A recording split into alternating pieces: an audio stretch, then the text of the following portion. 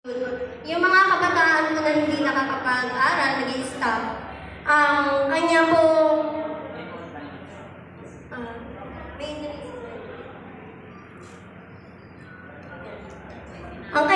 immediate cause ay parents unemployed. Yung mga magulang po na walang mga trabaho na, tapos po yung underlying niya po is lack of education. Then yung poverty, ang kanyang root. Po yung effects na out of school yun po natin. Sa taas yung effect. Ang effect po niya, ma'am, marami po yung sa mga kababaihan, marami pong maagang nabubuntis. Then, napoprone po sila sa krimen. Mas madali po silang mahikayang na gumawa ng mga krimen. Pagnanakaw, tapos papasok sila sa drugs addiction. Then, lack of good moral and right conduct po. Then, sabi ko naman po,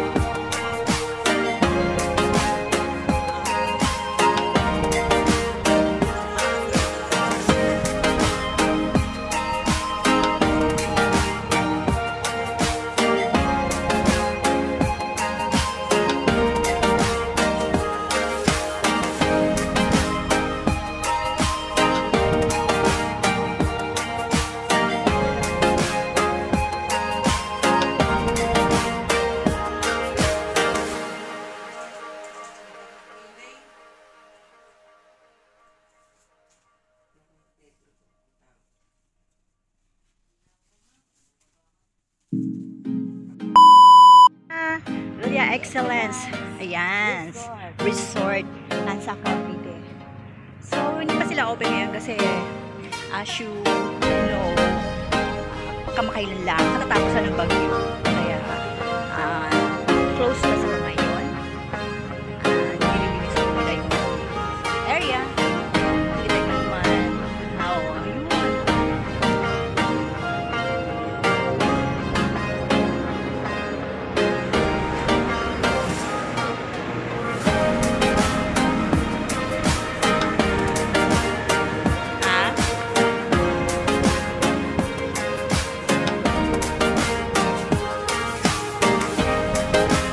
Ayun sa dagat.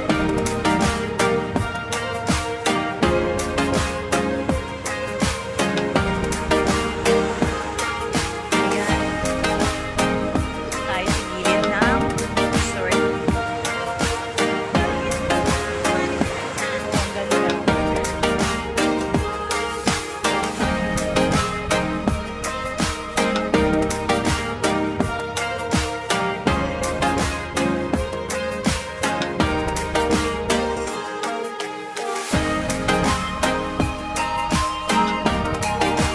So yung mga wonder, balik na tayo sa ating resort at pagkukuha na po natin ang ating mga tao kagamitan at mga agad-agad. Nothing square allowed. Ayan.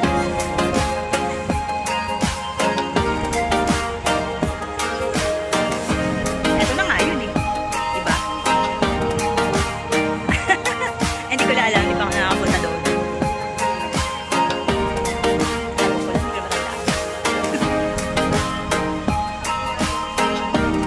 Ay, hindi pa nga, oo.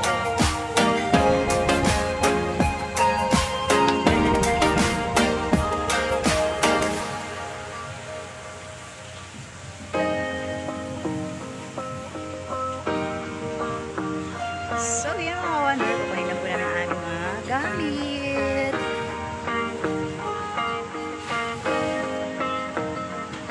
Nagpipiga siya ng panty eh. Nahuli. Ayan si ate baby. Baby talaga.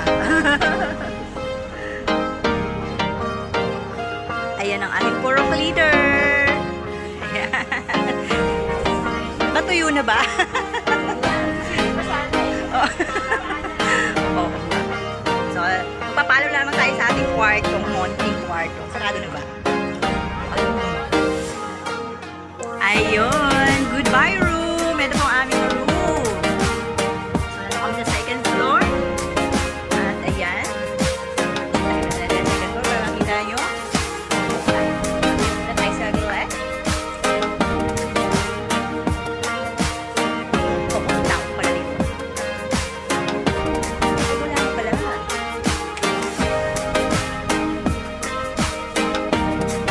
Bye room.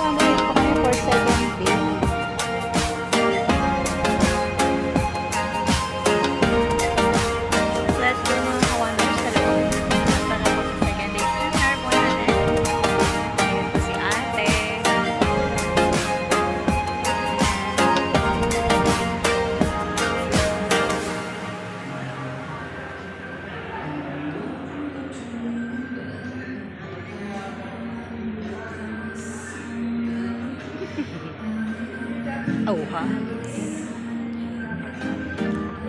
Busy sila. Ang ating pisto.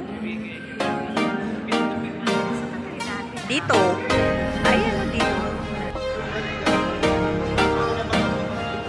Thank you. Zoom na. Salamat!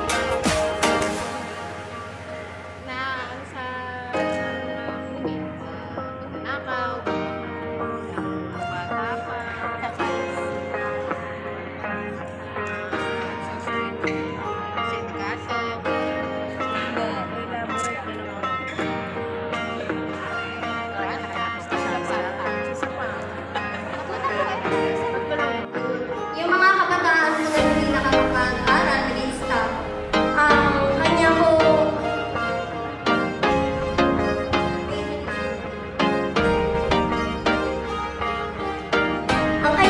immediate cause ay parents unemployed.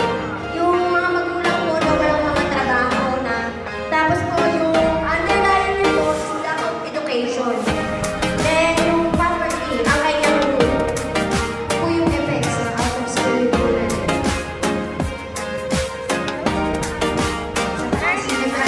Ang effect po niya marami po yung sa mga kababaihan, marami po maagang nabubuntis. Then, napoprote po sila sa krimen. Mas madali po sila mahihikayat na gumawa ng mga krimen. Pagnanakaw, tapos papasok sila sa drugs addiction. Then, lack of good moral and physical lang po. Then, sabi ko naman po sa kabilang parts, nandiyan po din po sa immediate cause ang mga barkada. Yun po yung nahihikayat sila sa mga masamang gawain po. Then, lack of parental guidance. Ito po yung mga magulang na kapag sobrang busy po yung magulang sa trabaho, kaya kailangan nilang kumain ng kumain. Nawawalan po sila ng oras, time para sa kanilang anak. Then, yung broken family, one of the main factors po yan ng reason kung bakit kadalasan marami po mga bata na napapadala sa buhay. Then, sa positive naman po, aktibong mag-aaral po. Then, sa kanyang immediate cause, may matatag na hanap buhay. Sa underlying cause po, nakapagtapos po yung mga magulang ng pag-aaral. At yung kanyang root ay may sapat na pangangailangang financial po.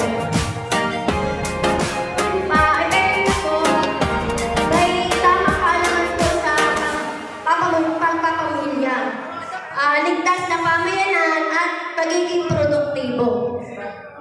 Dito din po sa part na to, nandito po yung sa kabila po, nagkaroon ng tamang kaibigan, support na po ng pamilya, at saka po matatag po ng nagmamahal ng pamilya. May comments po ba kayo pagdating po sa development